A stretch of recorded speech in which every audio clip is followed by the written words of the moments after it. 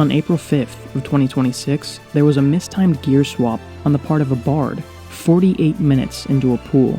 Ordinarily, this wouldn't be too big an issue this late into a Final Fantasy XI encounter, but this was no ordinary encounter. The group already played perfectly for 48 minutes straight, but for this small infraction of missing a gear swap, the bard was one-shot from full health, and it was looking like the group would wipe. This didn't just mean starting back at square one, it potentially meant that the group would have an additional 2 months of progression before they had another pool go this well. This group was trying to be the first to clear the newest Master Trial. Upon its announcement, the producer said that Wing of War was meant to be the ultimate challenge that 11 would offer players, and at this point, this encounter was standing unbeaten for 22 months straight since its release, making this the encounter that went the longest without a single clear in 11's history. To understand why this encounter went so long without a clear, we have to discuss the 3 enormous hurdles that groups had to deal with in order to have a chance to beat this fight. These hurdles aren't just the challenges that the fight itself posed, but they were also issues that extended into 11's current endgame, and even Square Enix's broader handling of Final Fantasy XI as a whole. This is the story of the most unbeatable fight in Final Fantasy XI. We got that 4th and final elemental sword, so I'll be honest, I was terrified. Usually I keep my composure, I'm locked in, I'm focused. But as soon as we swapped to Chaos, I was a nervous wreck, and everyone just went silent.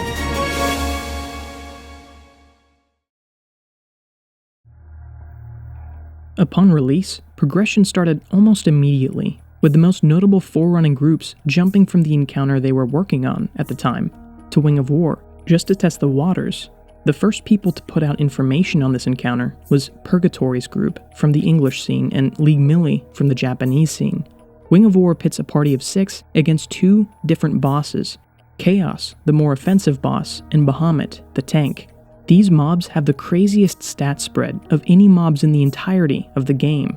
They each have 18.5 million hit points, and the encounter has a 1-hour time limit. Before long, Big Timer's group put out some information, confirming much of the information already found, as well as detailing several more findings.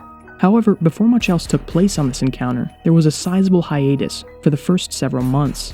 This was because many of the groups that had begun progression returned to Oathsworn Blade, the previous Master Trial, as that fight hadn't yet been cleared at this point. Since I mentioned Oathsworn Blade, this takes us to the first hurdle groups had to deal with. There were 2 prerequisite goals any group wanting to begin progression had for themselves. The first of these goals was to clear the Master Trial before Wing of War, again called Oathsworn Blade. The second was to obtain the required gear from the newest progression pathway in 11's endgame, called Limbus. Let's start with the first of these goals, beating Oathsworn Blade. The reason Oathsworn Blade is relevant to this discussion is because it proved to be a massive barrier to entry to anyone wanting to try Wing of War. Almost every group that wanted to tackle one of the new Master Trials always began progression on the older of the 2 encounters. Now this wouldn't usually be an issue in world progression on a new Master Trial. Plenty of trials have been cleared in 11's history without the previous trial affecting progression. But Oathsworn Blade wasn't just an ordinary Master Trial. The first clear of that encounter had its own tumultuous history that lasted 10 months. And even now, at the time of recording this video, there are only 3 public clears of Oathsworn Blade.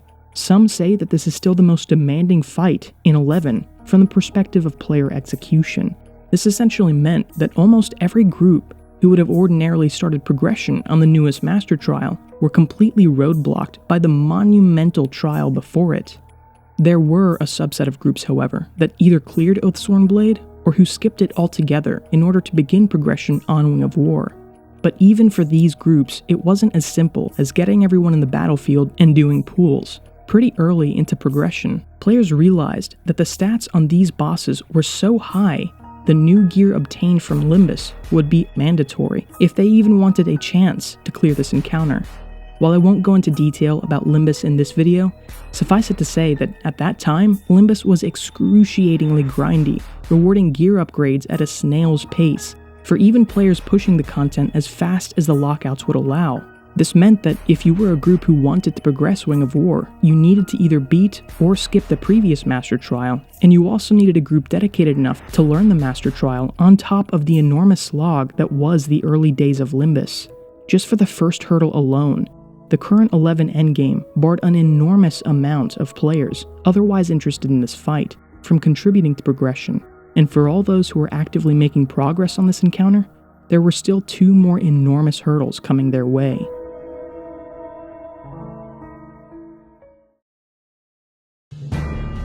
Now, before talking about the second hurdle, we have to dig a little bit deeper into the encounter itself. The first couple clears of Oathsworn Blade came and went, and progress began happening. The first group to take Chaos all the way down was Big Timer's group. This alone was an enormous undertaking, because Chaos is the most offensively oppressive mob in the game. The difficulty ramped up as his health fell too, due to the first mechanic, the HP thresholds. The way this mechanic works is that both bosses have thresholds of HP, one at 75% and one at 50%. Once these thresholds are hit, the bosses unlock new abilities. At 75%, Bahamut unlocks Giga Flare, and at 50%, unlocks Terra Flare. Both powerful moves in their own right, but Chaos is where this mechanic gets scary. At 75%, Chaos gains access to the moves Tenebrous Surge and Luminous Surge, both moves that could one-shot anyone not tanking. And at 50%, he gains access to Pellucid Surge, the single most powerful attack of any mob in the game. The moves made doing DPS without getting hit and healing incredibly unforgiving if positioning wasn't done properly. Now, what they found after chunking through all 18.5 million hit points was Chaos popping the most potent Benediction in the entirety of 11's history and healed 18.5 million HP back to full health. Sometime later, Zola's group had the same exact result after taking out Chaos, and they concluded that the mechanic that triggered Chaos's Benediction was a kill order mechanic, like that found in Black and White and Crystal Paradise. Their idea was that Bahamut, the tankier of the 2 mobs, would need to be killed first in order to lock out Chaos's Benediction. There was a colossal challenge in trying to kill Bahamut though. On May 22nd, 2025, an entire year after the fight came out, Zola's group made the first public confirmation of taking Bahamut's health all the way to 0. What they discovered was not a kill order mechanic. There was no kill order mechanic in this encounter. He too used Benediction, recovering every bit of health that he lost. The apparent strategy became pretty clear at this point. If the second mechanic was not a kill order mechanic, then both mobs would need to be killed at the same time. What these groups were experiencing was the second mechanic, the Benediction check, where certain parameters had to be met before both mobs lost access to Benediction. While it isn't clear what exactly those parameters are, based on the design of the previous Master Trials, it was pretty apparent that if both mobs were near death at the same time, they could be killed without healing themselves. This, however, posed an even worse problem. Just to take out one of these bosses alone, especially Bahamut, took way more than half the allotted time, meaning there simply wasn't enough time on the clock to conceivably even get close to taking both mobs down in a single pool.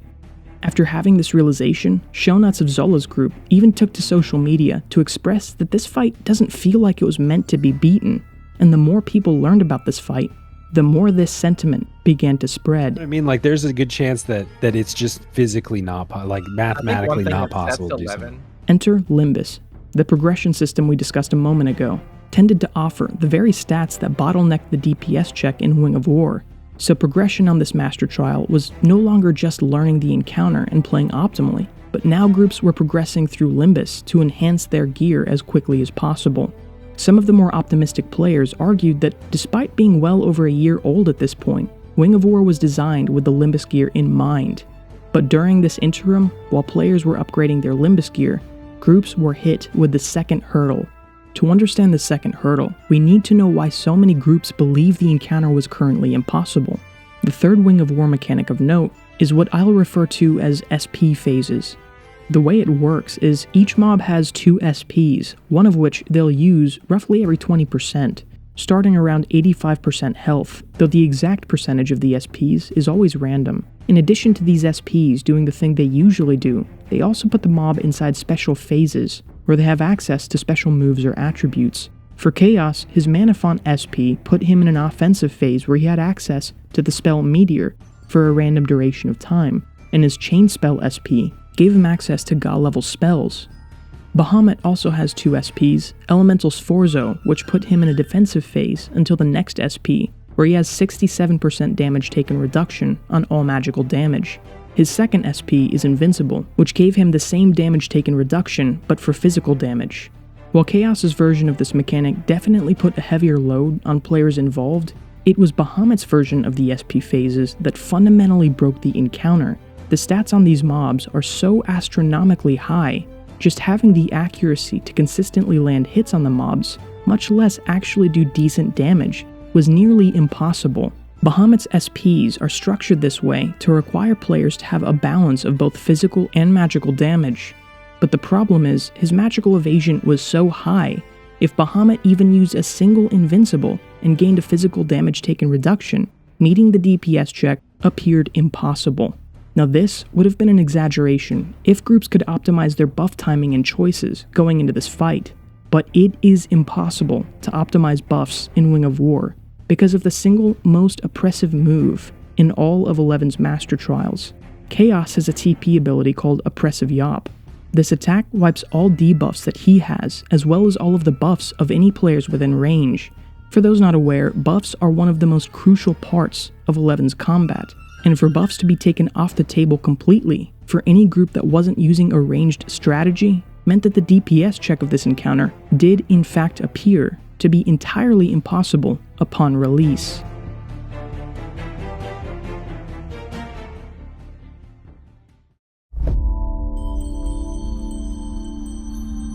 This was clearly an oversight in the encounter's implementation. It would make sense if the physical damage taken reduction that Bahamut received only lasted briefly, or if this effect was only planned for his magical damage taken reduction on Elemental Sforzo. But there's no way the DPS check was meant to be this high, right? One player reached out to Square Enix about this very question, stating that the fight was clearly broken. Rather than addressing the encounter's overtuning, in typical Square Enix fashion, they moved the forum post to working as intended, and this is the second hurdle players would have to deal with in order to clear Wing of War.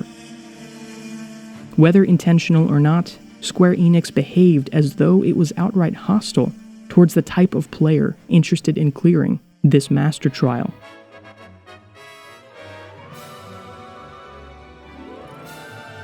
On May 16th of 2025, over a year after this encounter came out, Square Enix posted a celebratory video for the 23rd anniversary of Final Fantasy XI. This showcased the new content put out during the time that they were working on the game's infrastructure. Among the content showcased were several clips of Wing of War.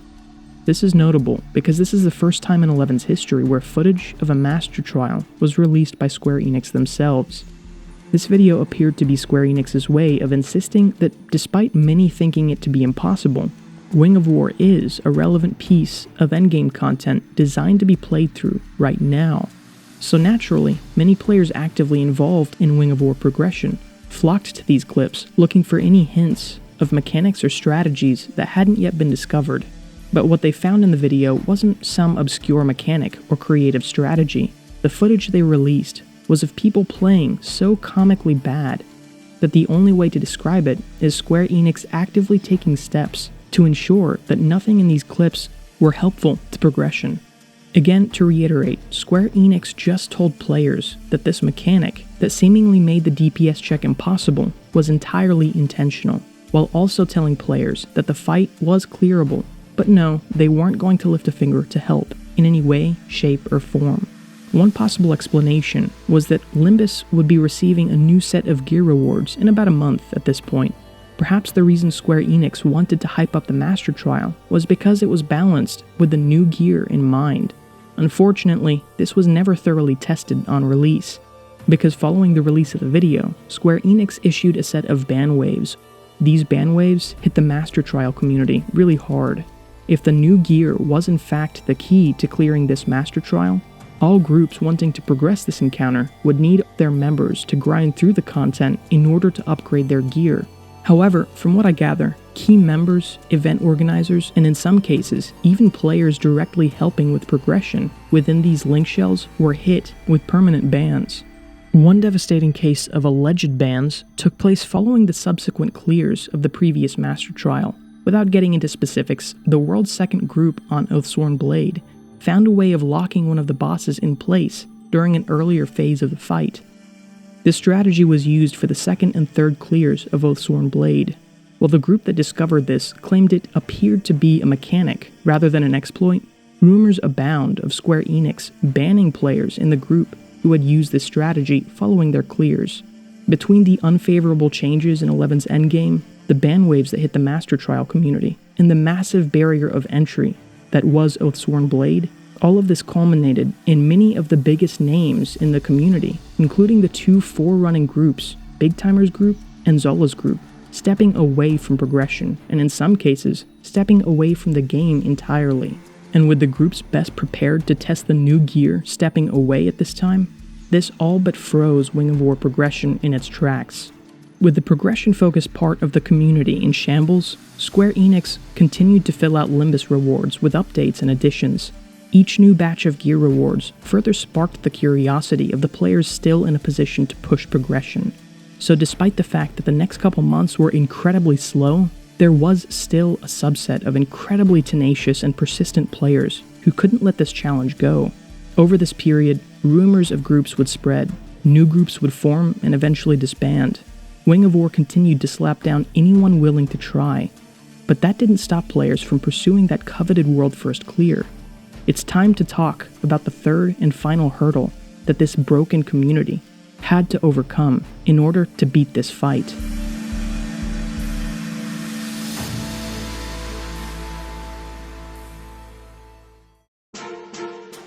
After some testing, it became apparent that Wing of War was obviously not meant to be cleared even with this tier of gear, but this wasn't going to stop players from giving it their all. Following the end of progression of many of the top groups, players continued to push progression nonetheless, both testing possible solutions to the mechanic and optimizing DPS. For a long stretch of time, nothing notable came from these efforts, but something changed on February 9th of 2026. A new patch was introduced to Final Fantasy XI, which was meant to be mostly inconsequential. However, despite nothing being mentioned in the patch notes, one particular group of players took notice of a change made in Wing of War. The encounter had been nerfed. This nerf wasn't big. The encounter still far outclassed any gear available at this point. The evasion stats on Bahamut were reduced slightly, but with the current approach to the fight that this group had taken, every minor advantage meant so much. This nerf meant that the developers recognized they made a mistake, but because there was no announcement of that, they didn't want to admit it to the community. This proved infuriating to some upon discovering the nerf, particularly because Square Enix was always fine admitting when they nerfed a Master Trial in the past, but this nerf was clearly different to them for some reason, and players were the ones who had to deal with the frustration of discovering the nerf. So if Bahamut's mechanic that requires a balance of physical and magical damage was in fact impossible to overcome, how on earth was anyone planning on beating this encounter? Well, here comes the truly nasty part of the forerunning group's approach to this encounter. Which of the two SPs Bahamut uses every 20% appears to be entirely random. He had a 50% chance of using Sforzo, which gave him magical DT, or using Invincible, which gave him a physical DT. Currently in the game, the gear facilitated doing physical damage to Bahamut, but not magical. This meant that if the group wanted a chance to clear this fight, they would need all 4 of Bahamut's SPs to be Sforzo, not Invincible. Because his stats were so immensely high, the group also needed certain RNG factors on one of the party members' jobs, the Corsair, to work out perfectly in their favor. Adding all of these factors up, the likelihood of all of these instances of RNG aligning perfectly was said to be around 1%, meaning if a group happens to play consistently for long enough, the perfect pool would eventually happen. They could theoretically push as much damage as if Bahamut's mechanic didn't exist. While this was no guarantee of a clear, it was the only potential option for clearing this fight with the current tier of gear. This is clearly not how this fight was intended to go, but that didn't matter to this tenacious group. Now, many people have criticized this strategy by comparing it to pulling the lever on a slot machine, because luck was the determining factor of whether or not the group would clear. What this comparison fails to take into account is to even pull that lever at all. The the group needed to play 100% optimally for the entirety of the hour when that 1 in 100 pool took place. The performance requirements for this strategy still set this as being perhaps the most difficult encounter in the game's history in terms of player execution, and if they messed up, too bad, see you again in another 100 pools. Layer that difficulty on top of the insane luck that this strategy required, and what you have is an atrocious encounter that feels like it was designed to torture the players ambitious enough to attempt it. Nearly 2 months of pools came and went without this nerf feeling consequential. Pool after pool, attempt after attempt, and a crazy amount of failures later, something happened. Just after midnight on April 5th of 2026, the Forerunning group entered Wing of War for the 11th time this prog session. They buffed, began the pool, and began working through Bahamut's enormous HP. The first SP went off, Sforzo. The second, Sforzo again. The third, still no Invincible. By the fourth SP, the group realized all of the SP chances lined up perfectly. The one job whose RNG factors needed to align to, that went off perfectly as well. This was it. This was the 1 in 100 pool.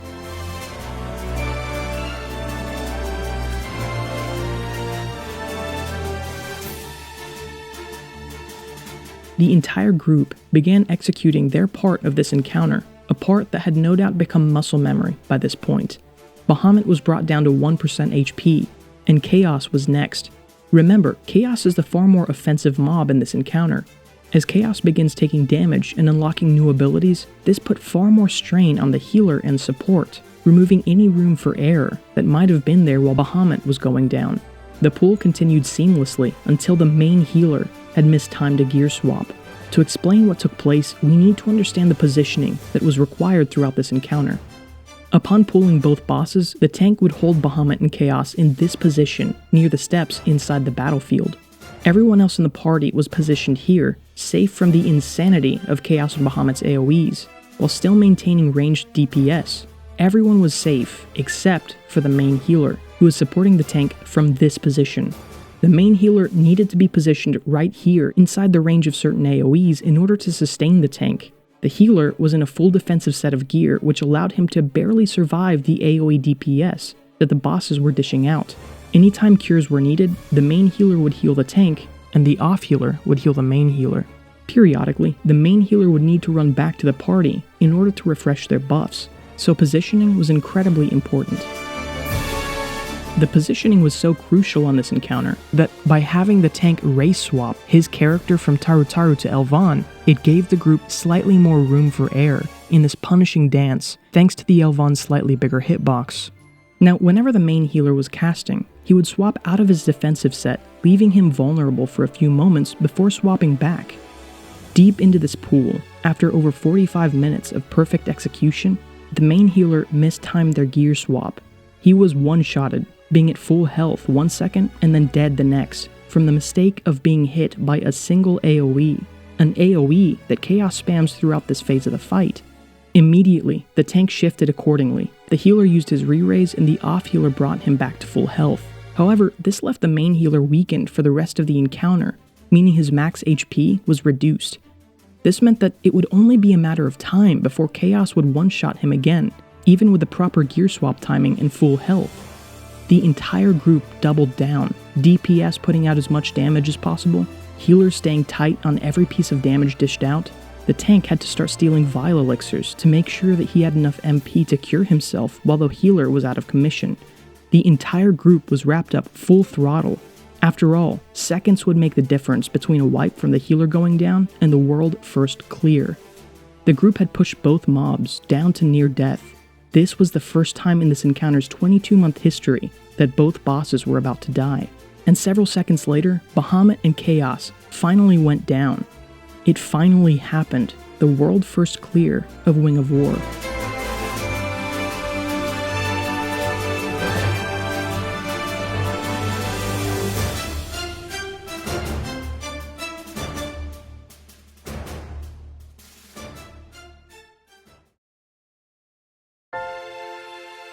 When the news broke of this clear, it was unsurprisingly met with celebration and respect by the community. Players were congratulating the winning group, and a newfound appreciation for 11 sparked in its community. But a significant minority was confused by this celebration, and I think the critics of this achievement are worth addressing. After all, why should this be cause for celebration? Square Enix released an overtuned encounter that required the most ridiculous RNG strategy to beat as early as April of 2026. Final Fantasy XI shouldn't be loved for this, it should be hated for this, shouldn't it? This is literally terrible game design after all. And now that a group has cleared the fight, the odds that the devs will continue to fix the balancing diminished significantly. This clear shouldn't be celebrated, it should be shamed, shouldn't it? While I don't entirely disagree, I think the people with this reaction have missed the picture.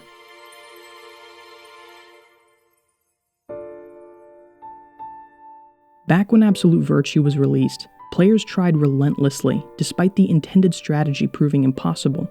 Rather than backing away from this challenge, players discovered nearly a half-dozen methods of beating this boss that the developers never even thought of. When 11 was announced to be in its final days, the community continued to play, consuming every bit of content the developers released. And now, 2.5 decades after the game's release, players are still overcoming challenges long after the game was supposed to have stopped receiving support. The excitement around Wing of War's first clear isn't a celebration of the developers, or the game design, or of modern Endgame.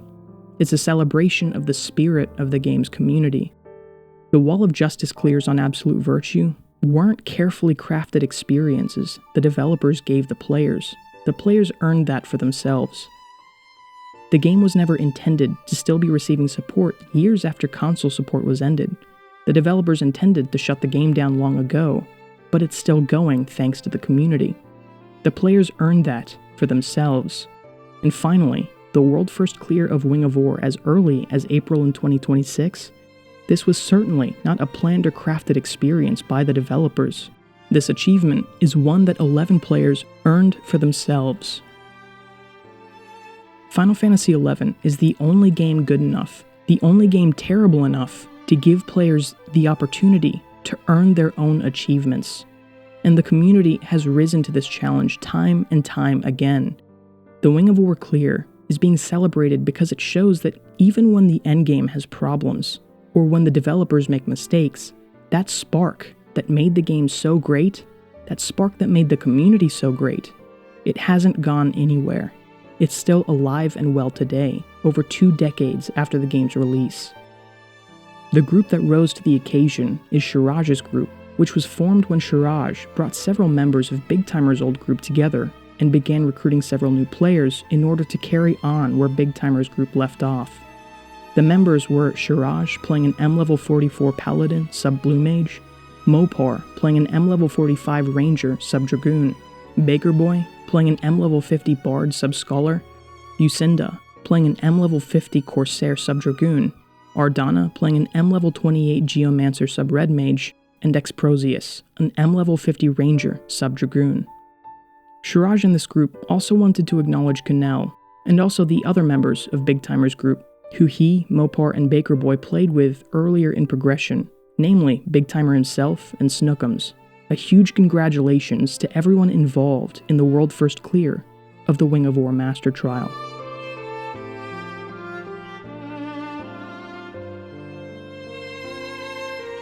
What were the main difficulties that you or the group ran into in Prague? Motivation. Motivation was the first one.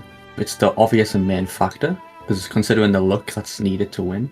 Outside of the motivation, it was actually a DPS aspect. Because the whole build for crits was a complete accident.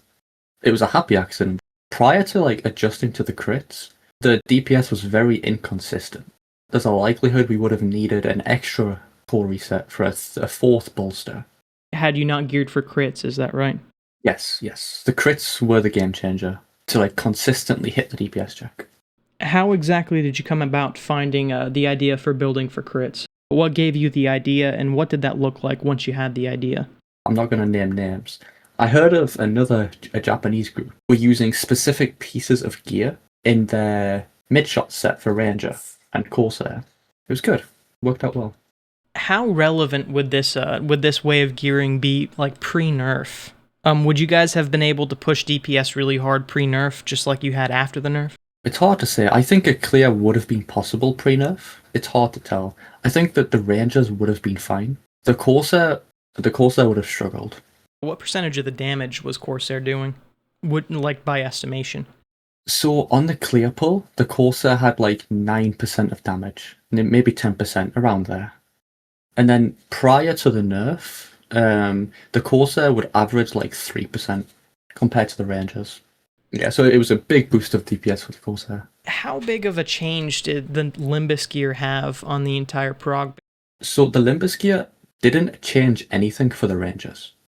We used a couple of pieces on the Corsair for their base mid-shot set. And even at R0, we were using that. So we didn't even need augments.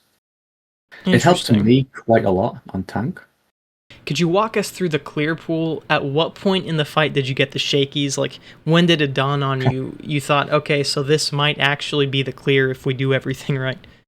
Okay, so we pulled really quick, and we got to the position super fast. Everything was looking good. We pretty much started the damage within a minute, which was usually unheard of for us. We got the wildcard reset within like 2 minutes of pull, an instant morale boost. And the DPS was looking amazing as well. We had Bahamut down to 65% before the first bolster wore off, which was our fastest kill time. And then the Swordswords kept lining up. We just kept getting elemental Swordswords instead of invincible. Such good morale boosts for the group. And then we got that fourth and final elemental Swordsword, and everyone just went silent. It went from hype and like talking, like random chat, to just silence. Everyone was super focused. The only time we actually spoke after that was asking the question, what are we doing for Bahamut? Are we taking Bahamut to 1% or are we going to stop at 5? We had only talked about it, like we need to figure this out at one point. We didn't think that we would get it that quick. That was the only time we talked after that, was that question, and we settled on 1%. So at this point, you guys have been doing a lot of pools, just in Wing of War in general. I assume everyone kind of had it in their muscle memory what role they were playing at each percentages, like, of the mobs, right? Kind of. Everyone was kind of in their own, like, zone, so to say. The only time we would deviate from their role is the bard would run over, he would sing songs, and if I needed cures on tank, the geomancer would run over and cure me. Outside of that, we stuck to our roles, individuals. Outside of that they would deviate is when we needed to super jump. Because we never used high jump a single time. We only super jumped. And also, could you explain what exactly that does for the Rangers and the Corsair? When I noticed enmity was getting rather close to capping, I would call for a super jump. And super jump sheds all of the enmity. It resets it back to 1. So it gives us an extra maybe 20-30% worth of DPS to just not worry about hit capping. And we lose about 10-15 seconds per super jump, but we don't risk capping hit. And obviously if you lose hit in this fight, you're pretty much going to lose because of full dispels or damage. You guys are doing DPS. You hit the different HP thresholds where each of the mobs, they pick up new abilities. Does that change kind of the things that you're doing, or does it just kind of remove the margin for error? It's purely just an issue on my end and the bard's end, because I'm the one taking the damage, the bard's healing through it. So it only affects us two. So you get Bahamut down to about, I think it was 1% according to Dex's post, right? Yeah, it was around 1%, yeah. And then you switched to Chaos. How quickly did you guys get him down? Chaos was a bit slow. As soon as we swapped to Chaos, we had a couple of hiccups. Dex got hit with a full dispel and lost all of his buffs. So it was pretty much just the one Ranger and a Corsair for about 3 minutes, which it skewed the enmity a little bit and it slowed it down. Once that was settled, it balanced out. Chaos went down slow, but it wasn't super slow. We still had enough leeway to meet the DPS check. Especially by the time you hit Chaos, all of Bahamut's SPs were behind you. The Corsair was doing well. I take it you're feeling pretty nervous at this point, huh? Yes, this was actually when I started to like have that adrenaline pumping, and like I'll be honest, I was terrified. Usually I keep my composure. I'm locked in, I'm focused. But as soon as we swapped to Chaos, I was nervous. I was a nervous wreck because usually what happens is I die. So it was like, am I going to die or am I going to actually get good and not die this time?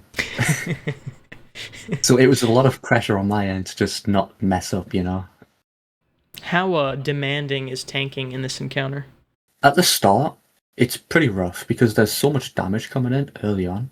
Within a minute of the pull, the rangers are cranking out capped damage weapon skills with whatever their right hits are from ranged attacks.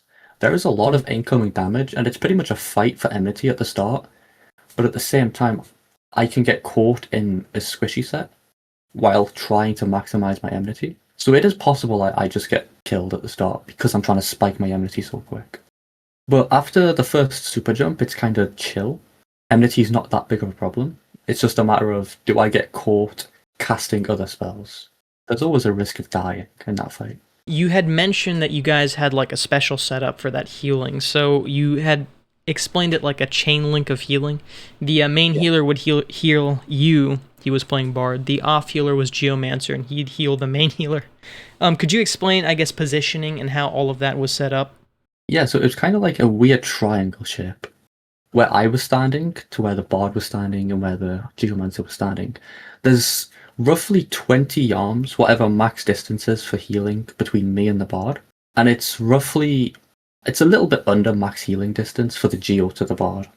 Yeah, we need to spread out, obviously because of dispels. There's a lot of curing on the Bard, and there's a lot of curing on the Geomancer as well. You had also mentioned that you found, of course this wasn't crucial to the strategy, but you found that by playing an Elvan, actually, you had a slightly bigger hitbox, making some of that a little easier, right? That was my 200 IQ play that I kept secret for a while, because people assumed that I race changed for Limbus. But because I didn't want to tell them. I told some people, but not a lot of people, that it was for the Master Trial. I found out that race changing from a Taru to an Elven gave me roughly 1 yarn or more worth of like distance to engage Chaos and Bahamut.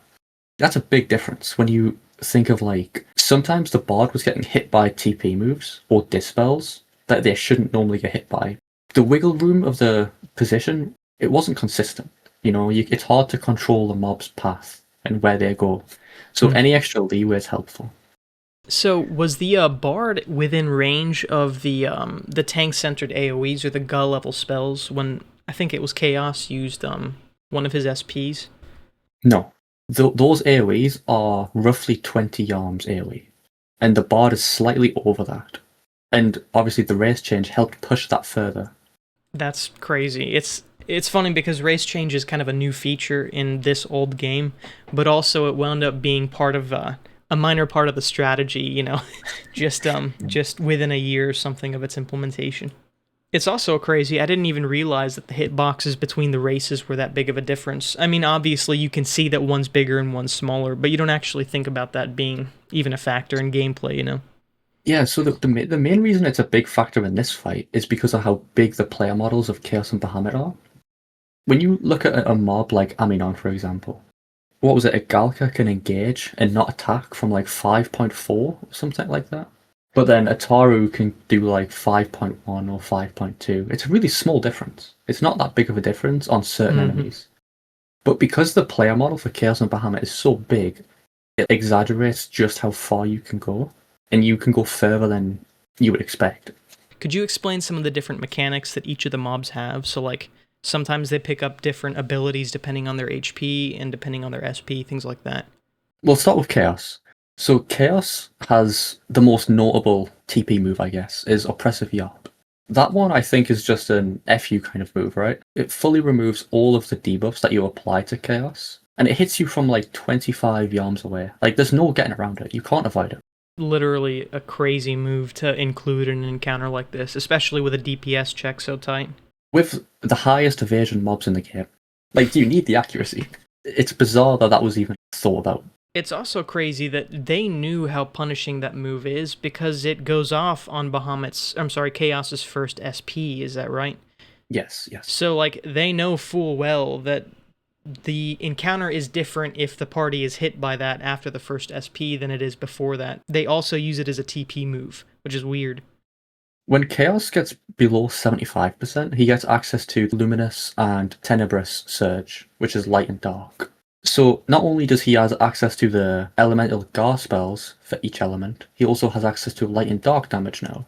Those hit pretty hard. I would say they hit for about 1000 damage at 50% DT. And what are the differences between the light and dark damage? Like, how does that change your approach to tanking? Funnily enough, Rune Fencer actually tanks Chaos better than Paladin, even though Rune Fencer specializes in one single element. What it would do on Rune Fencer is I would have to like adjust my runes to have one light, one dark, and then one water rune to resist the fire from Bahamut. But on Paladin, it didn't really change much. I was able to just stick on Duban and just keep doing what I did. It was more lazy, I guess. Below 50%, Chaos gets access to the second most notable move, in my opinion, is Pellucid Surge. And I couldn't figure out what element Pellucid Surge was. I believe it's non-elemental, because I tried to absorb it with Liment, and I couldn't absorb it at all. But I absorbed it with Elemental Sforzo. So I know it's magic-based, I just don't think it's associated with an element. And it was causing a lot of problems, regardless of what tank you used. It was just a lot of problems, because it's hitting the Bard the entire time. How much damage do you think it'd be doing? Like, you said 1000 for the other ones. How much would this be doing in a comparable situation? I would say roughly the same, maybe a little bit harder, like 200 to 300 damage harder than the other ones. Mm-hmm. So it's not a big difference, but it's the fact that you can't really reduce the amount of damage outside of Magic Defense bonus and MDT2, which only Paladin has access to. Rune Fencer was able to get by this with just high amount of MDB, whereas even with Stage 5 Duban, I was taking maybe 600 to 900 damage per hit. It was rough, and then obviously the Bard is getting hit for like 1000. Who had a harder time healing between the Geo and the Bard? Bard, 100%. The Bard was taking damage every Pellucid Surge, but it's not like Pellucid Surge was every 3 or 4 seconds. I see. There was some stretches where it's like 1 every 30 seconds, because there's other TP moves that's getting used. Is there anything else to mention about Chaos before moving on to Bahamut? We found out Chaos has access to extra spells during each SP. During Mana Font, he would cast Meteor. Meteor does roughly the same amount of damage as a Pellucid Surge, and it hits me and the Bard. And then Chain Spell gives him access to all of the Enfeebles that like debuff you instead of damage. So not only is he casting Elemental Gar spells during Chain Spell that hit for like 400 to 500, he's also debuffing you with like Slogger, Paralyzer, Graviger, stuff like that. It's more about being annoying, really. I was going back through the videos and through the logs and stuff. Sometimes he had access to those spells only for the SP duration, and he would never cast them again. And then there was some other times where he would cast them throughout the entirety of the fight, and we couldn't figure out why. There might be a mechanic underlying there, but it could also be luck. It's really hard to pinpoint. And I take it without a lot more testing, it'd be difficult to tell the difference between those two at the moment. Yes, there's just not enough data to like pinpoint if it's just luck-based or if it's just a mechanic. You know, it's not enough data. And then finally, Bahamut has a very similar set of mechanics, but how do they differ from Chaos's exactly? Bahamut's mechanics, with the SPs that is, they're focused on defense rather than offense, like Chaos. Bahamut's SPs have like a defensive property. After Invincible's use, he gets PDT afterwards, and we couldn't figure out how to remove the PDT. After Elemental Sforzo is used, he gets an MDT effect. We couldn't figure out how to remove the MDT, if it's even possible. Obviously, during the 75% and 50% HP phases, he gets access to different moves. Those moves are similar to Chaos, where they're just offense-focused. And you said tanking was difficult early on in the fight, despite the fact that they unlock TP moves later on. Tanking Bahamut early on is a problem. Chaos is not so bad early on. Tanking Bahamut early on is rough because you are being constantly dispelled and you're being constantly terrored. And the terror is 15 seconds every time. You can't change the terror duration. And there's also Petrify coming out as well, so sometimes the Bard is too busy curing to remove the Petrify. While that's happening, you're supposed to keep hate off of Rangers doing 99k weapon skills. And we had 2 bolsters, so they're doing like capped damage for nearly 7 minutes. So it's really hard early on, but it tames out later on. And it sounds like one of the reasons that it kind of tames out later on is because some of those buffs are wearing off, is that right? Yeah, there's less damage coming in. Bahamut is really scary when he has limited TP moves. Because he gets access to other TP moves, Giga Flare and Terra Flare, he has a wider pool of TP moves to use, so he's not terroring me as much, he's not dispelling me as much. And I would rather take the damage than a dispel or terror. anyone who's went into that fight and like procced Invincible, they likely would have seen the same thing that we did. That the PDT effect never got removed. It stayed on the entire time. Until you push the next SP, of course. But that PDT effect is so strong, most groups would time out before they could push the next SP. And that's about 20%, right, on Bahamut? Yeah, it's roughly 20%. Finally, there was one last mechanic that really caused, I guess, it was really the bones as to why this fight wasn't cleared for 22 months, and that's the Benediction they'd use at the very end. Could you, A, explain that, and then B, talk about what you think might be the trigger that kind of locks their Benediction? Early on, during the initial phases of Prog, our group, and another couple of groups, I believe, took Chaos, and eventually Bahamut down to 1% and tried to kill it. We found out if you try to kill one before the other, they just Benediction back to full health. There is a 10-second period when they take 0 damage. That 10 seconds, it's either checking for something or it's like a timer kind of thing where you have to bring the other enemy into a certain percent within those 10 seconds or something. But you cannot kill them, and after that 10-second period ends, it just fully regenerates back to full health. There's no message in the chat log indicating that happens, it just happens. You see the animation, and then it's full health. What I think could be the solution to it, outside of what we did, is just 5%. I think keeping the mobs 5% HP within each other when you kill them is reasonable. It's not too punishing.